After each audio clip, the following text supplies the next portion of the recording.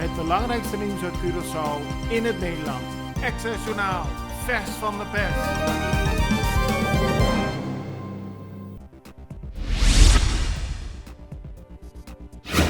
Ruisandro Seintje is door de screening.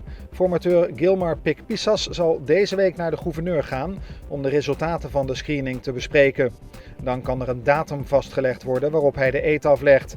Zodra dit geregeld is, zal hij officieel lid zijn van het kabinet Pissas. Seintje is kandidaat voor Partido Nacional en zal belast zijn met het ministerie van Economische Ontwikkeling. Op dit moment bekleedt Pissas zelf 2 ministersposten, die van Algemene Zaken en van Justitie. De reden hiervan is dat hij de rechtszaak van Eduard Braam wil afwachten, alvorens een beslissing te nemen over het voordragen van een nieuwe kandidaat vanuit MFK. De zaak van Braam zal vandaag door de rechter behandeld worden.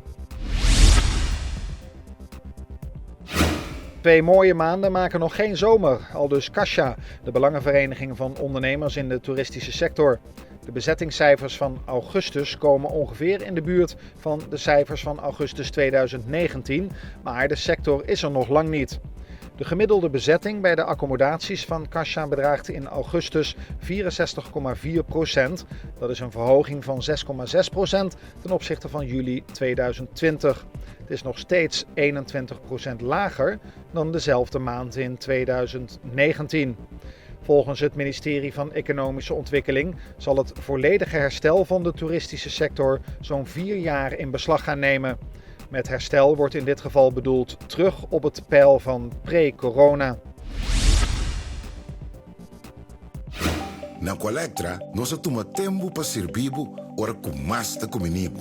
Llama-nos centro de cliente na telefone 0800-035 de Jaluna para Viernes voor die setor de mente te com setor de noite para turno serviço nang off patrão cita.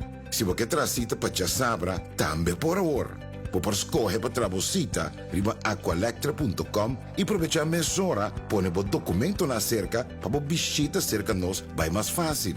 Sim, Aqualectra, seu centro de cliente, está claro para servir na momento que você come a bo.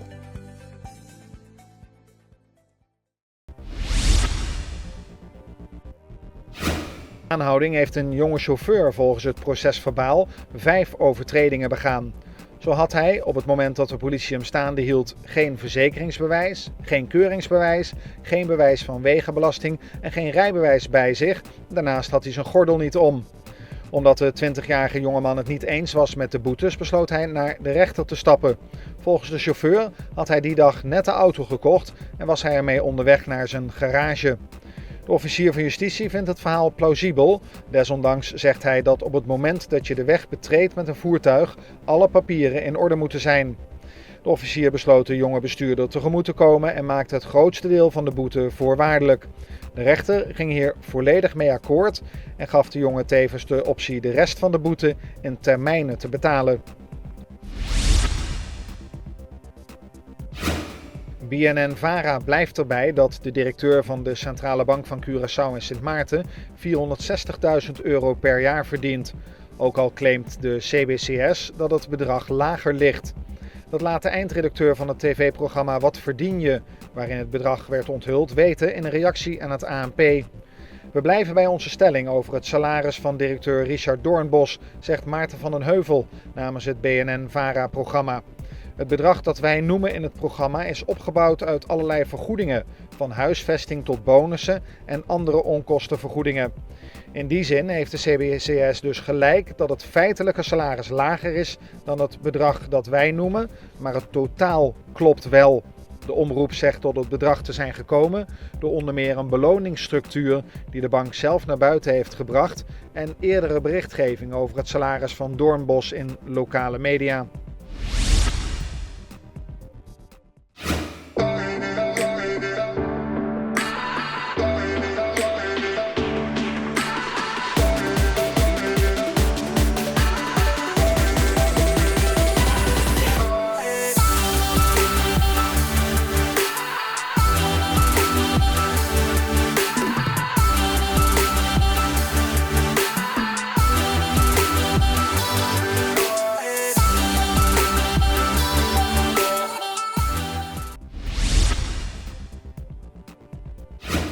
World Cleanup Day 2021 vond afgelopen zaterdag plaats.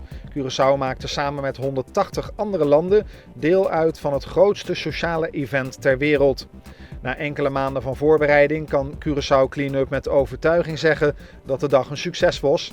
Op heel Curaçao maakten zo'n 2400 vrijwilligers onvermoeibaar schoon op 9 locaties in verschillende wijken. Tot op heden werd er 300.000 kilo afval opgeruimd. Curaçao Cleanup is alle vrijwilligers dankbaar voor hun hulp. De tropische storm die zich gisteren ten oosten van het Caribisch gebied bevond, vormt geen gevaar voor Curaçao. De storm met de naam Peter zal zich ontwikkelen tot een cycloon en verder richting het noordwesten bewegen, aldus de meteorologische dienst.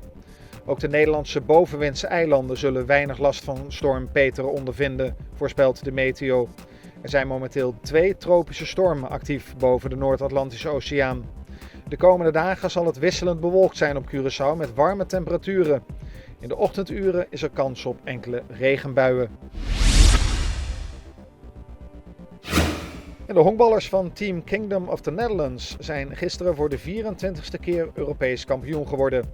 In de finale in Turijn werd Israël met 9-4 verslagen en zo pakte het Koninkrijksteam de 4e Europese titel op rij. Roger Bernardina met zijn 3-run homerun en Charlon Scope met 3 RBI's waren de grote uitblinkers aan de kant van het Koninkrijksteam. Het was een spannende wedstrijd, aangezien de voorsprong van 4-1 van Israël tot in de 7e inning op het scorebord stond. Daarna werd volop gescoord door het Koninkrijk-team en werd de wedstrijd gewonnen met 9-4. Het belangrijkste nieuws uit Curaçao in het Nederland. Access Journaal, vers van de pers.